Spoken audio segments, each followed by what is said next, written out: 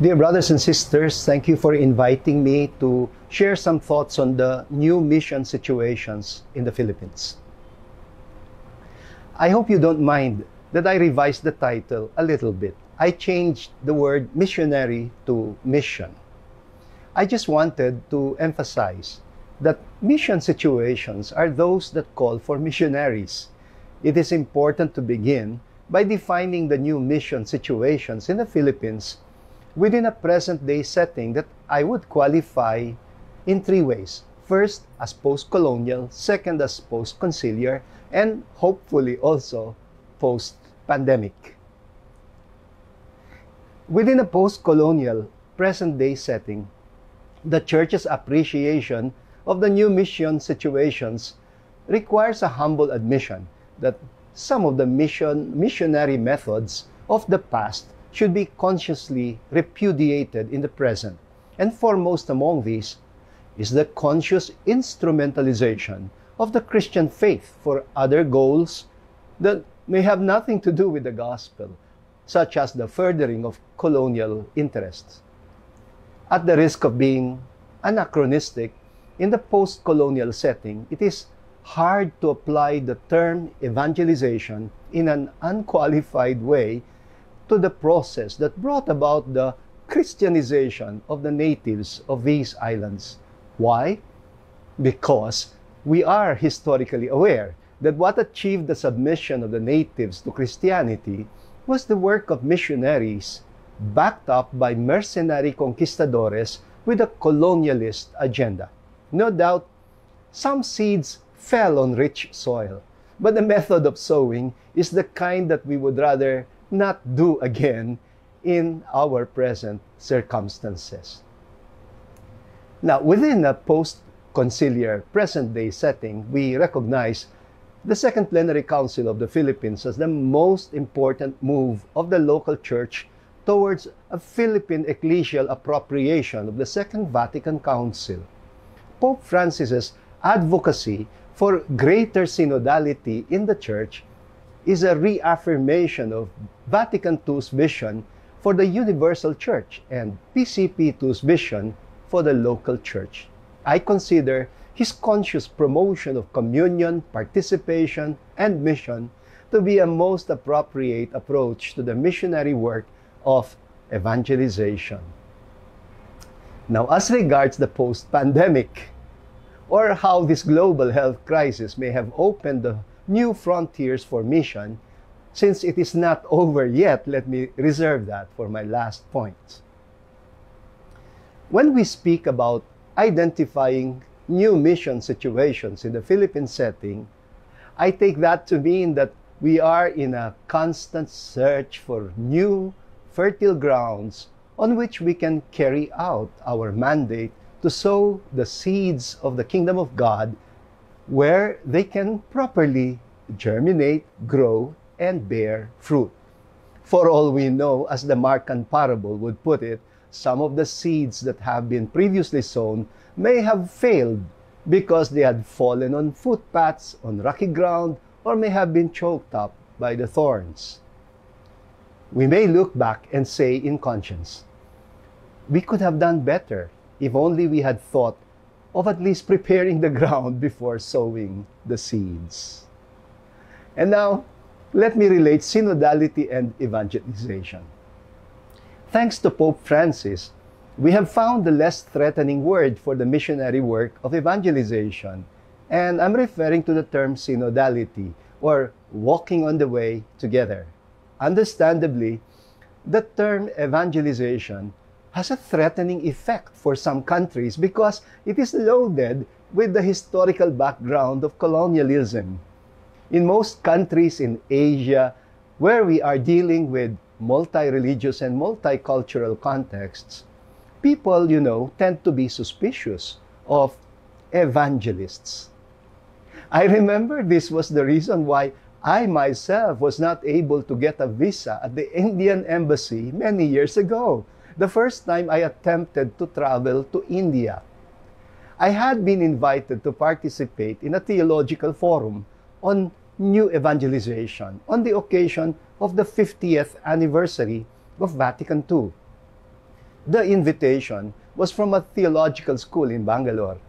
When I showed the formal invitation at the Indian embassy, the person processing my application at the consulate started to interrogate me about the purpose of my visit.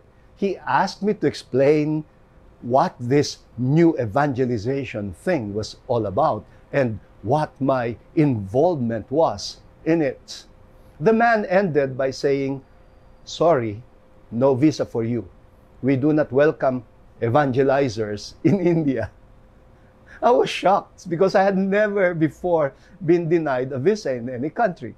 Later, I was told by some Filipinos that I should have simply asked for a tourist visa and said I just wanted to visit India. Apparently, they equate the word evangelizer with Pentecostal and evangelical Christians who are aggressively proselytizing Hindus and Muslims in India.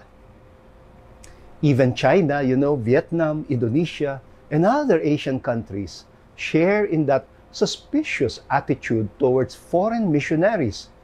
For many people, evangelization is the same as colonization. They know from history that colonizers supported the Christian missionaries because they were convinced that Christianizing the natives was the easiest and most effective way of colonizing them. Some Filipino nationalist historians usually refer to this as the symbiotic relationship between the sword and the cross during the Spanish colonial regime, or the Bible and the rifle during the American colonial regime. And of course, the American colonial regime introduced mainline Protestantism into the country and brought in some Protestant missionaries as well. Pope Francis himself speaks pejoratively of the term proselytization as a method of evangelization. In many ways, some methods of missioning during the colonial period were actually worse than proselytizing, especially those that had no qualms of conscience about forcing a religion on natives as a means for political subjugation. That may not have been the motive of the missionaries themselves, I know, but it was the main agenda of the conquistadores. Proselytization through mass baptisms and mass indoctrination to the Christian religion is definitely not what we understand by evangelization. According to Pope Francis, he even calls it something else. Proselytization, that is something else, he says. You can indeed Christianize people without necessarily evangelizing them. For Pope Francis, evangelization is more about synodality, about being on the way together. It is about deciding together which way to go, which direction to take in our common journey. The best biblical text for this is the Lucan story about the risen Christ appearing as a stranger to two disciples on the way to Emmaus. Those two men were actually escaping. They were running away from Jerusalem, which they had associated with a failed project of a failed Messiah. St. Luke gives us a good template for mission in his description of the stranger's moves. First, he drew near to them, walked with them, joined their conversation, and listened to their tragic story along the way. He allowed them first to express to him their griefs and their aspirations. Only after that did he begin to open to them the scriptures in order to help them make sense of their traumatic experience in Jerusalem.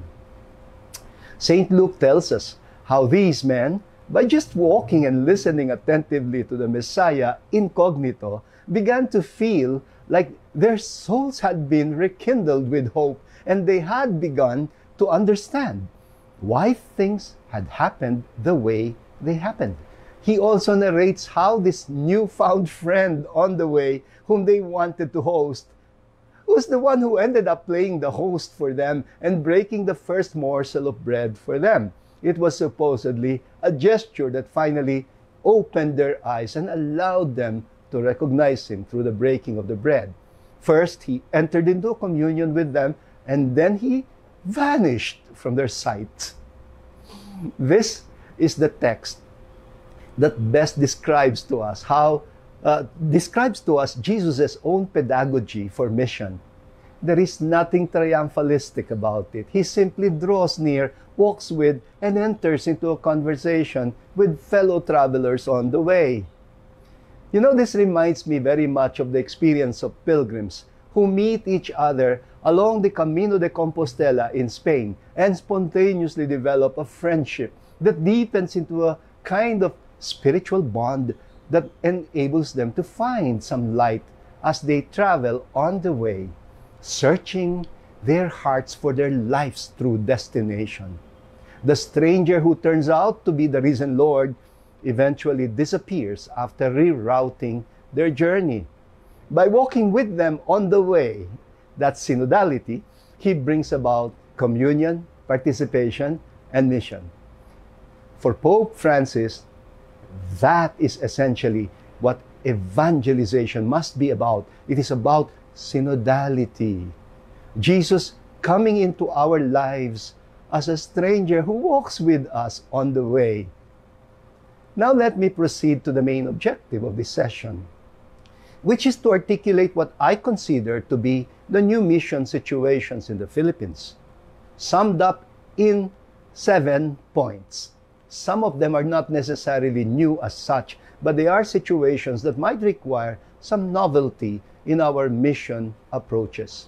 First, reorienting traditional parishes towards mission to the peripheries.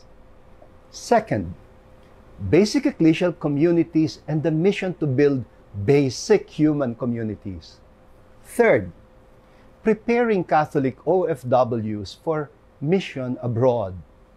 Fourth, shifting missionary paradigms from enculturation to intercultural dialogue. Fifth, new ministries for new mission situations. Sixth, lay participation in the Church's mission as agents of renewal in society. And finally, seventh, how the pandemic opened the cyberspace and the digital world as a new mission situation. Let me begin with number 1, reorienting traditional parishes towards mission to the peripheries.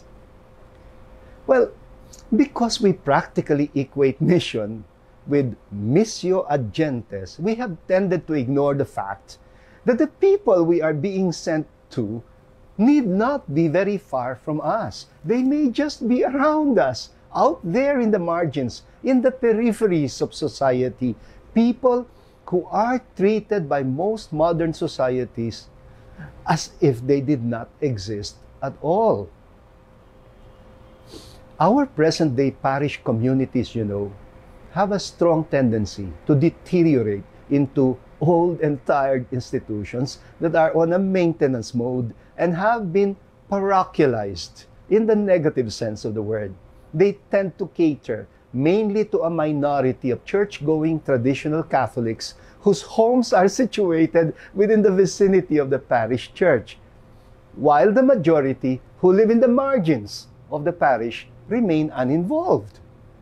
The call to redirect the attention of the church-going Catholics outward to the unchurched Catholics is now becoming a new mission situation in the Philippine church. No wonder the Pope's invitation to go out to the peripheries during his 2015 visit struck a deep chord in the hearts of Filipino Catholics. Only through a missionary reorientation of our traditional parish communities towards the peripheries can we get them to outgrow parochialism, or what Pope Francis calls self-referentiality. In our diocese in Kalookan, we have made our humble attempts to do this by establishing what we call mission stations and mission centers in the urban poor communities that surround our traditional parishes. Although most of the people in our slum communities also identify themselves as Catholics, One might classify them as the unchurched type, who do not really count themselves as included in the regular parishes that normally cater to the church-going type. The church Catholics come mostly from the vicinity of the centro, where the parishes are geographically situated. In most instances, those who count themselves as regular parishioners are locals who distinguish themselves from the new settlers from other places. On the other hand, the unchurched type of Catholics are usually local migrants coming from the provinces, where most of them also lived in the peripheries as laborers or as landless agricultural workers. Those in the margins of society almost always are also in the margins of the church. This, despite PCP2's goal of growing into a church of the poor. For lack of ordained diocesan priests to deploy in these places, we in Kalookan have relied on full-time missionaries from lay renewal movements and consecrated missionary congregations who have signified their willingness to partner with us in attending to these new mission frontiers in the peripheries. Since the priority is not immediately to build parishes but basic ecclesial communities, in many instances, full-time lay and religious missionaries are more equipped in laying the foundations for community building because they are not so preoccupied yet with the typical parochial duties of parish priests. Nevertheless, these mission stations remain connected to their mother parishes and are able to impact the parish community positively towards redirecting their attention outwardly to the peripheries. The parish priests often get invited by the mission chaplains to celebrate masses for them in the streets and covered courts and provide for their sacramental needs. They are also able to bring along lay volunteers from the centro engaged in parish ministries to work on forming new volunteers for these mission stations for traditional church ministries like liturgical ministries, formation ministries, and social action ministries. And in this way, the traditional parishes are gradually reoriented to the peripheries and get to participate in mission. This reorientation has also been very effective in counteracting the disease of clericalism that causes the stunting of the laity in the traditional parishes in terms of communion, participation, and mission.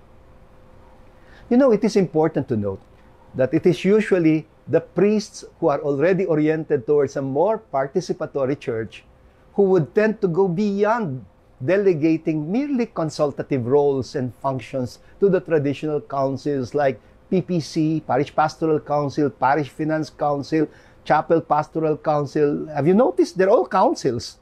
They are the ones who would be more open to sharing some executive roles or functions to the laity. Within every council, we would usually have executive committees that do not need to consult the parish priest when it has to do with implementing pastoral plans that have already been approved in pastoral assemblies in the spirit of synodality. In most other clericalized parishes, these councils usually cannot even hold meetings without the parish priest around. They tend to function in the mode of the pre-Vatican II mandated organizations that will do only what they are mandated to do by the clerics. But in parishes where councils are already oriented towards PCP2's goal of renewed integral evangelization, the laity usually get more involved in pastoral assemblies, actively participating in the goal setting, in the setting of pastoral objectives, and in the formulation of short-term and long-term pastoral plans, as well as in implementing these plans. This augurs very well with Pope Francis's call for greater synodality within the church. Now let me move to the second point, basic ecclesial communities and the mission to build basic human communities.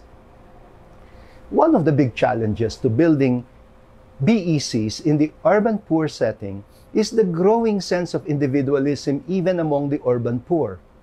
It is not unusual, even for people living in slum areas to be strangers to their neighbors in spite of their proximity, physical proximity to one another. And this is partly caused economically by poverty and the survival mode in which they find themselves as they adjust to the urban setting. Many of them remain as transients, and they move from place to place because of unstable jobs and their preference for places close to their workplaces. Another factor is their cultural alienation as local migrants in their host communities. Getting integrated in these new communities often comes as a big challenge for lack of shared ethnicity, lack of shared vernacular languages, or shared cultures, having been uprooted by their life circumstances from their islands or their provinces or their regions of origin. Usually, the only common denominator that could connect them to some of the locals is their shared poverty. The diversity often also includes religious affiliations and degrees of exposure to such religions. The additional challenge for unchurched Catholics living in the peripheries is the fact that they are often surrounded by neighbors who might also not share their traditional Catholic religious worldview, even if they also identify themselves as Catholic.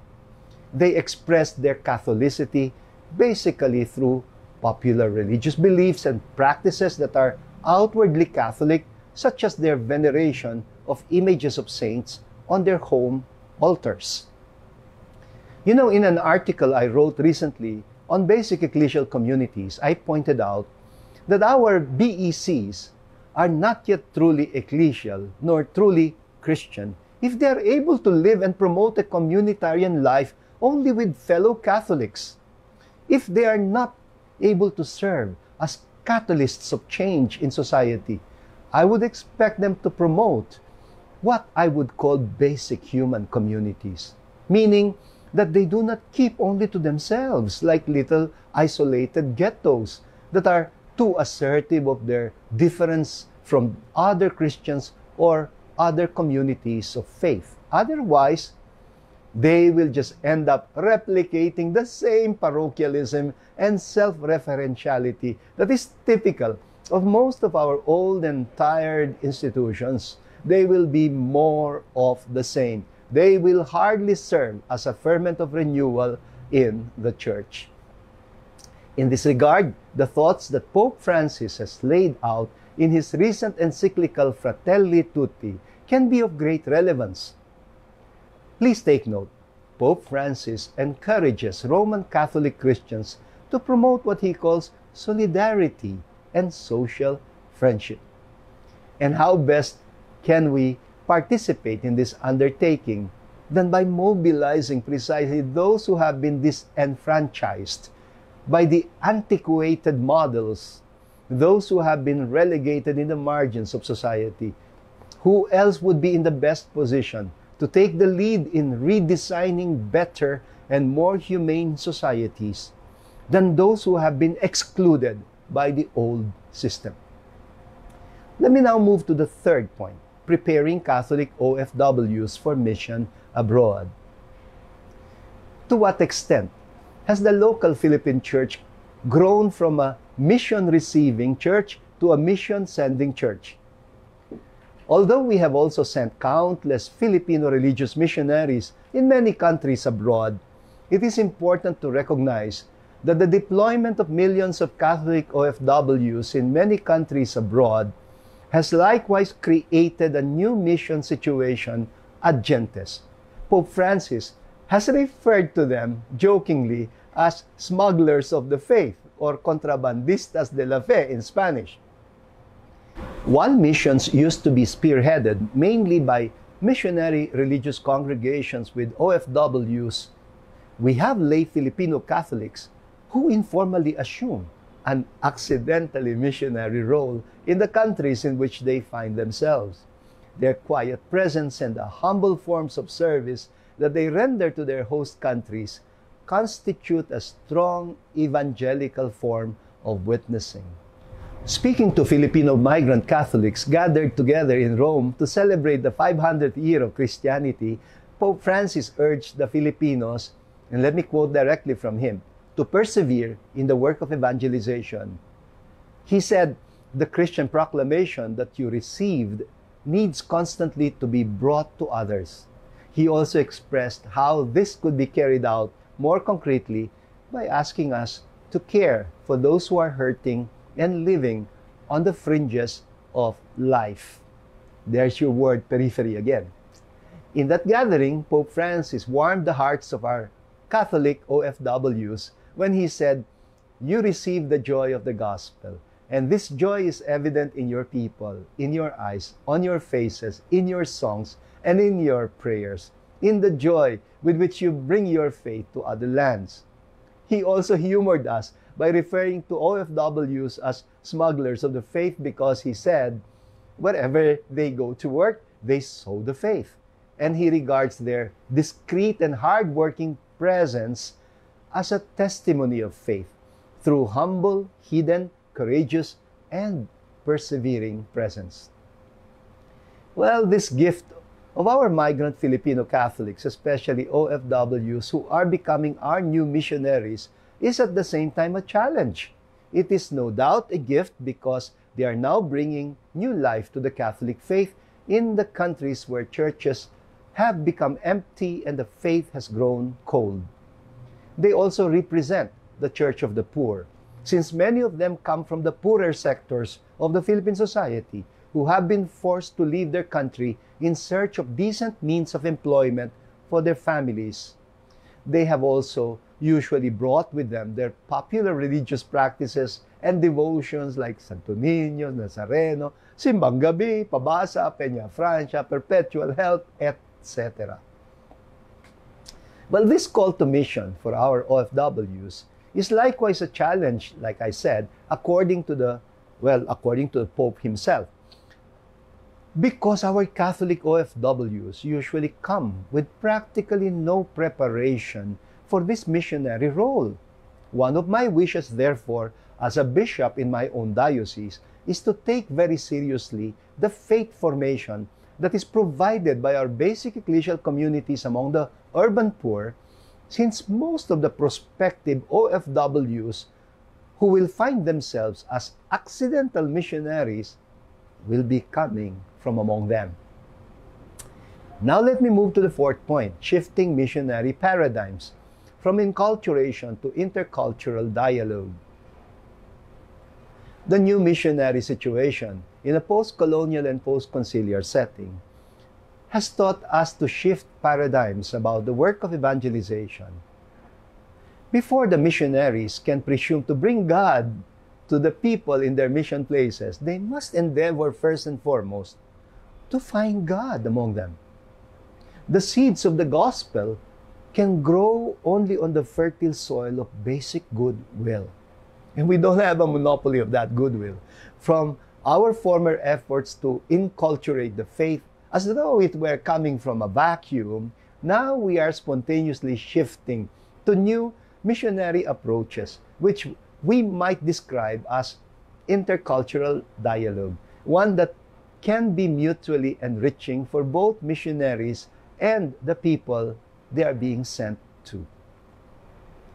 Christianity, as it is presently lived by Filipinos, is partly already a product of a long process of intercultural encounters between the native worldview and the foreign missionaries that introduced the Christian faith to them. Christianity has taken root in the native culture and spirituality and evolved as an altogether unique expression of our own version of the Christian faith. Obviously, as in the parable of the sower, not all the seeds sown bear fruit for the kingdom.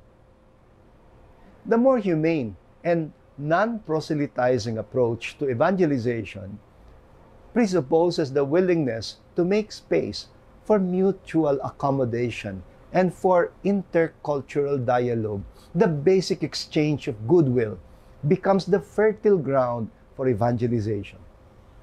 The recognition that at the very base, the strangers can be our friends too. That they are as capable as the missionaries are of love, care, and compassion. Mutual accommodation gives one the space to interpret the faith of the other, whether rightly or wrongly, in their own terms. After all, the natives have no other way of interpreting the worldview that their foreign guests bring with them than in their own indigenous worldview and culture. Accommodation makes way for indigenization and hopefully for appropriation. It is a process that is of course fraught with tensions because one or the other may react vehemently to the manner of appropriation as wrong, disrespectful, blasphemous, syncretistic, or perhaps even outright heretical. Isn't this the case with our popular religious practices, including the exaggerated penances through self-flagellation and literal crucifixion carried out as panata? It is these healthy intercultural dialogues that pave the way for the emergence of new forms of mutual accommodation and appropriation. Now I move to the fifth point, new ministries for new mission situations. Part of the dynamics of evangelizing in the new missionary situations is the spontaneous emergence of new ministries as called for by the current pastoral conditions. Parishes that are on maintenance mode will tend to limit ministries only as traditionally defined by clerics for the laity. In a way, it is already a big deal that in the post-conciliar setting, we have become more comfortable with the use of the term ministry also to refer to the forms of service rendered by the laity in the church. Kasi, we used to be more restrictive about ministry. We generally tended to practically equate ministry with ordained ministry, episcopate, presbyterate, and diaconate. At best, we used to tolerate only the term apostolate to refer to the work of lay volunteers within the church.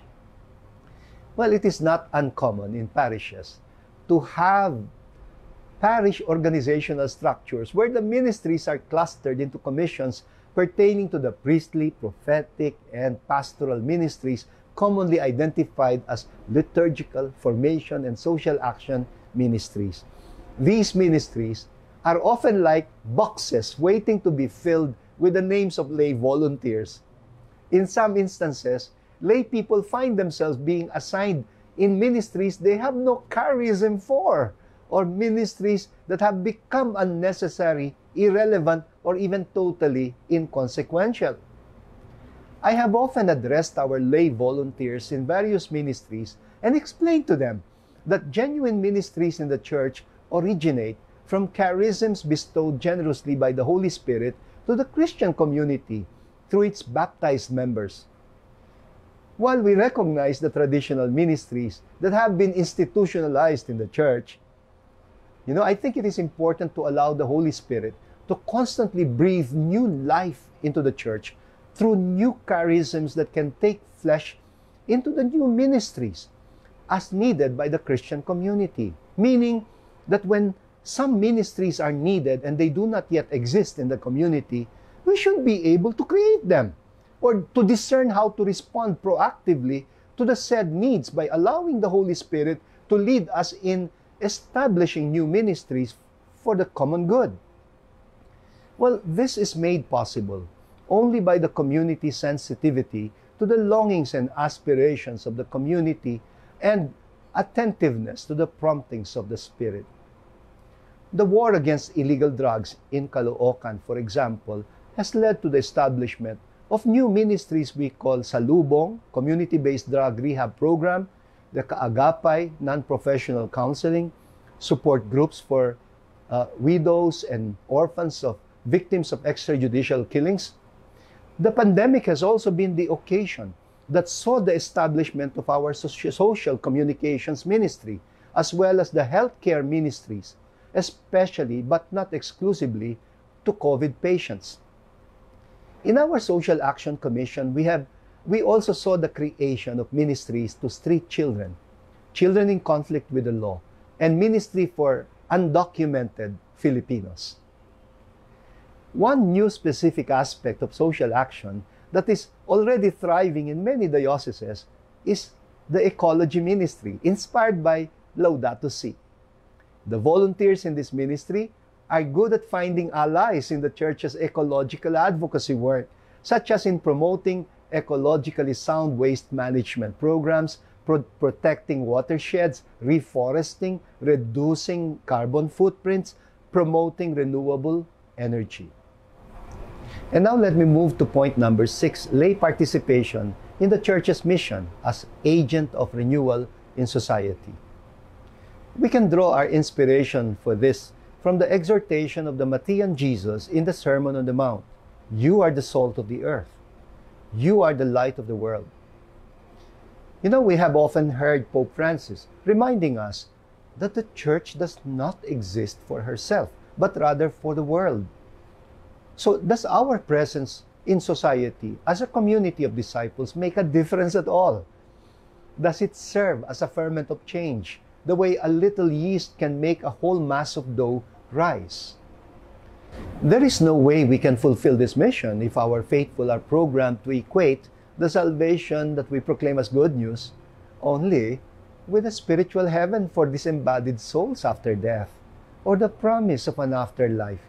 The most obvious effect of this kind of eschatology, you know, which has no basis, by the way, on the Judeo-Christian scriptures, is precisely the tendency to dichotomize between the spiritual and the secular, between the religious and our societal concerns, between faith and our actions for justice.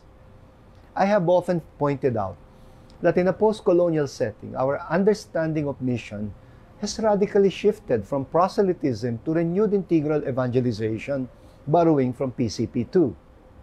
We no longer equate mission with just the work of missionary congregations. Mission is integral to being church. We cannot even claim to be church without being missionary in our orientation.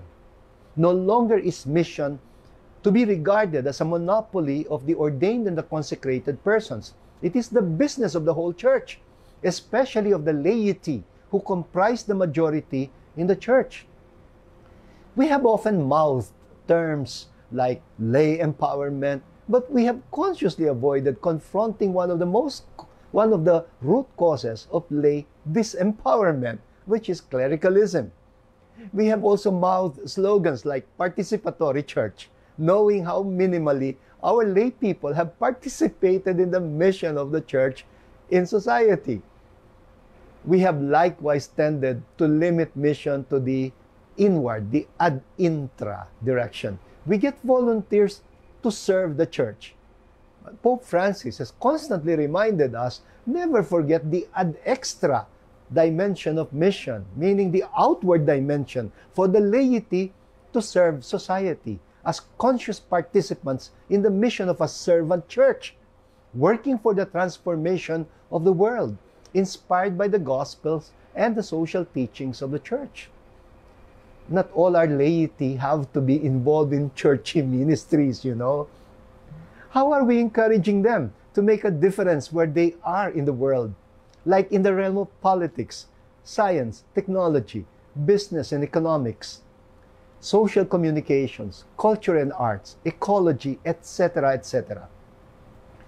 I call this a new appreciation of mission that can open up many new mission situations. The key is precisely how to take the formation of the laity in such a way that they are inspired to live out their Christian vocation and mission through their own secular professions. An important aspect of the new missionary situation is the establishment of new renewal movements among the lay people around shared professions lived out as their vocation. making a difference together in society. Surely, there should be a difference in which a Catholic lawyer will practice his or her legal profession in the light of the Gospels and the social teachings of the Church. Well, the same thing goes for doctors, nurses, and other healthcare workers, psychologists, psychiatrists, and other mental health workers, accountants, businessmen, and entrepreneurs, educators, scientists, architects, engineers, laborers, and farmers, etc. Included among these, also, is the call to evangelize politics and to promote new forms of meaningful political engagement following the social teachings of the Church. One of the best expressions of this is the current engagement of the Catholic Church in the Philippines in the formation of circles of collective discernment that lead to consensus building that will guide Catholics to vote according to a properly informed conscience. And I know that there are people who find this a bit threatening. Finally, point number 7, how the pandemic opened the cyberspace and the digital world as a new mission situation. Well, the pandemic came as a threat to our survival as human beings. We realized through this experience how vulnerable we are. We don't even need nuclear weapons or a wayward asteroid to destroy the Earth. One little viral mutation can wipe out millions of people in just a couple of years.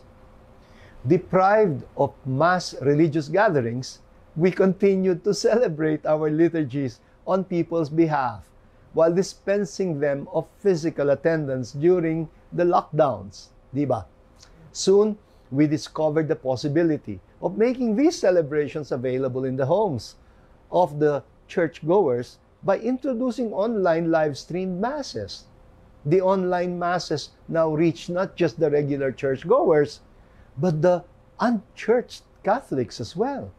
I have heard of many unchurched Catholics who found themselves suddenly following even the daily masses online when before they would not even attend Sunday masses. The pandemic has also taught us how to use digital technology properly for our survival. This technology is now both a curse and a blessing to all of us. It is a curse when it is used for scamming, pornography, gambling, disinformation, sowing hatred and lies, instigating global conflicts, and controlling people's minds. But it can also be used as a blessing, as it has facilitated our virtual gatherings like these, the online live streaming of our liturgical gatherings, our social media platforms for a new evangelization. This is now an immense mission situation open to the Church by a health crisis situation, of all things. It is really up to us now how to use technology. It is mind-boggling to think of the millions of people around the world who have discovered the faith or returned to their faith because of the pandemic. Many have been led back to the Mass, to the daily prayers, to Bible reading, to reordering their life's priorities, going back to nature, valuing their families again, rediscovering the importance of faith and spirituality for their mental health and survival. And of course, the need for a spiritually nurturing community to belong to. It is now up to parish communities to make sure that these people will find in their company the spiritual oasis that they are looking for. By way of conclusion, perhaps we should ask, how do new mission situations emerge? Who brings them about? And how do we know that we are responding to them as we should? And the answer to all three questions is just one: the sender, the Lord. Missionaries do not send themselves. And so it is not unusual, as in the case of the prophet Amos in the Old Testament, for the one who claims to have been sent to be challenged with the question, who sent you? You know, Amos, who was from Tekoa in the southern kingdom of Judea, or Judah, tells the priest Amaziah of the northern kingdom of Israel, I was living a quiet life as a sheep breeder and a dresser of sycamore trees, but the Lord sent me to you. In some instances, it may take some time before the missionary realizes that he or she has actually been sent.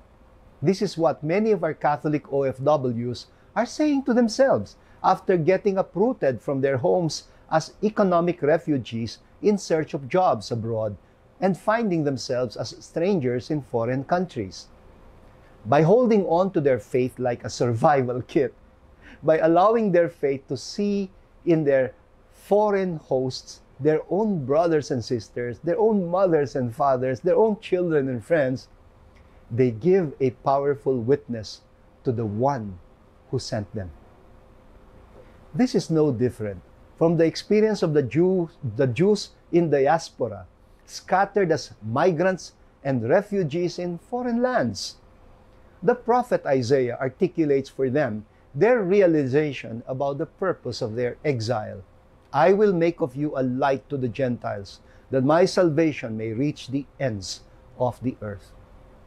It was no different either from the experience of the earliest Christian missions. The same Jews in the diaspora communities abroad did not even know how to deal with Gentile converts to Judaism who flocked around their synagogues in order to listen to the wisdom of their sacred scriptures.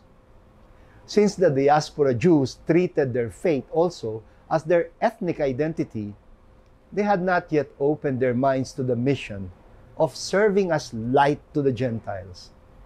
As far as they were concerned, these Gentiles, they were pagans, uncircumcised, violators of the Shabbat, and eaters of unclean food. And so, they remained marginalized from the rest of them. Well, it was St. Paul who had the temerity to reach out to these Jewish converts, or converts from the Gentile world, who remained in the peripheries of the synagogue communities and were never accepted by the circumcised Jews, even if these people had fallen in love already with the Torah and had professed faith with Yahweh their God. He removed the barriers that distanced the Jews from the Greeks, the slaves from the free, the men from the women. And in doing this, Paul was just being true to what Isaiah had prophesied much earlier about God wishing to make of them a light to the Gentiles, that they too might benefit from the fullness of life he desired for his covenant people. Paul, was familiar with his scriptures. He knew that what God had promised to Abraham, I will bless you, so that through you all the nations on earth shall be blessed. Meaning they were being blessed in order to be a blessing. They have been gifted in order to give to the world. The covenant was not just theirs to monopolize, but to share to the world. And so Paul dared to welcome them, who had long been disenfranchised, into the earliest Christian communities and shared the gift of baptism even to the so-called uncircumcised. It was not true that the Council of Jerusalem had resolved the conflicts that thereby ensued between the Jewish Christians and the Gentile Christians. Most of the apostles themselves remained adamant about the new things that Paul was bringing into the young church, the assembly of the followers of the way. They tolerated Paul's mission as an apostle to the Gentiles, but they remained aloof about it themselves. So, what eventually brought about the new mission situation for the Jewish Christians? It was the fall of Jerusalem in 70 of the Common Era, following the Roman special military operation in Judea against the Zealot revolt, which led to the full occupation of the homeland by the Gentiles. This is what brought it about. Suddenly, they found themselves as refugees all over again, the Jewish Christians included among them. And where else in the diaspora would the Christians find refuge except among the newly established and predominantly Gentile Christian communities that welcomed them, even if they had earlier been ostracized by them? If there is one thing we must never forget, it is the fact that mission is about being sent. It can never be carried out meaningfully unless it is clear to the ones being sent who is sending them and what they're being sent for. It is the Lord of the harvest who sends more laborers to gather the grains we may not even have sown ourselves. Discerning new mission situations is an endless task for a church that is constantly in mission. This is Bishop Pablo Virgilio David, Bishop of the Diocese of Kalookan. Thank you for your attention.